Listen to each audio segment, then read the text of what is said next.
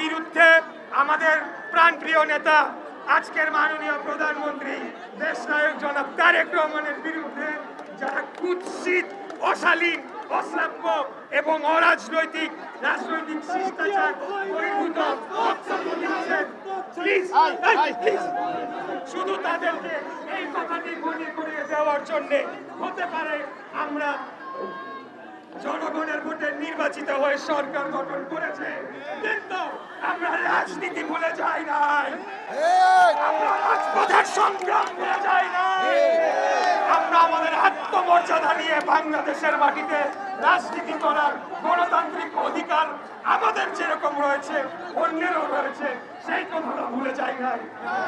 আমরা আমাদের বাক স্বাধীনতার কথা ভুলে যাই নাই, কিন্তু বাক স্বাধীনতার অজুহাতে আরেকজনের স্বাধীনতাকে হরণ করব, আরেকজনের চরিত্র হরণ করব, আরেকজনের বাক স্বাধীনতা গণতান্ত্রিক অধিকারকে হরণ করব, সেটা আমরা কোনোভাবে হতে দেব না।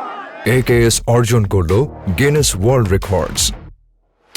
AKS 1971 সালে মহান মুক্তিযুদ্ধের মাধ্যমে একটি স্বাধীন বাংলাদেশ প্রতিষ্ঠা হয়েছিল এবং পরবর্তীতে বাকশালকে বাতিল করে আমাদের দলের প্রতিষ্ঠাতা সভাপতি শহীদ রাষ্ট্রপতি জিয়াউর রহমান তিনি বহুদলীয় গণতন্ত্র চালু করেছিলেন।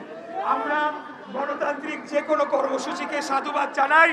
আমাদের নবাগত কিছু তরুণ তারা একটি রাজনৈতিক দল গঠন করেছে, আমরা সেটাকে সাদরে গ্রহণ করেছি। তাদের অনেকে আমাদের সাথে সংসদেও রয়েছে, সৌহার্দ্যপূর্ণ একটি সম্পর্ক রয়েছে, কিন্তু আমি ব্যক্তিগতভাবে মনে করি তাদের ভেতর 2-4টা বেয়াদব রয়েছে যারা বাংলাদেশে এই যে গণতান্ত্রিক পরিবেশ সেটিকে বিনষ্ট করে প্রকৃতপক্ষে পলাতক ফ্যাসিবাদ খুনি হাসিনার স্বার্থকেই হাসিল করার চেষ্টা করছে।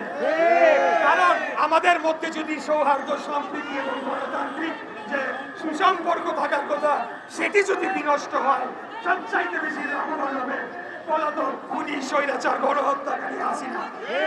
তাই আমি বলবো, অতীতে যারা আওয়ামী লীগের ছায়াতলে ছিলেন, গুপ্তভাবে রাজনীতি করেছেন, আজকে এসে বিপ্লবী হয়ে গিয়েছেন, আপনারা গণতান্ত্রিক ভাষায় কথা বলেন, কোন ধরনের অরাজনৈতিক এবং অশালীন কুরুচিপূর্ণ মন্তব্য আপনারা যদি আমাদের নেতার বিপক্ষে করেন, তাহলে তো অবশ্যই তার প্রতিবাদে আজকে আমরা বিক্ষোভ করেছি।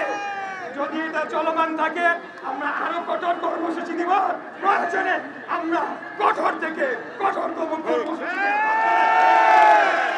এই বেয়াদবদের পিঠের চামড়া তুলে নেব ইনশাআল্লাহ। আমি আর বক্তব্য দীর্ঘায়িত করবো না, সবাইকে শেষ কথা মনে করিয়ে দিতে চাই। আমাদের প্রধানমন্ত্রী, মাননীয় প্রধানমন্ত্রী একটি কথা আমাদেরকে বলেছিলেন, রাজনীতি ভুলে গেলে চলবে না, সরকারে আছি আজকে কালকে নাই, কিন্তু রাজপথের রাজনীতি, জনগণের রাজনীতি, গণতান্ত্রিক রাজনীতি এদিকে আমাদের ভুলে গেলে চলবে না।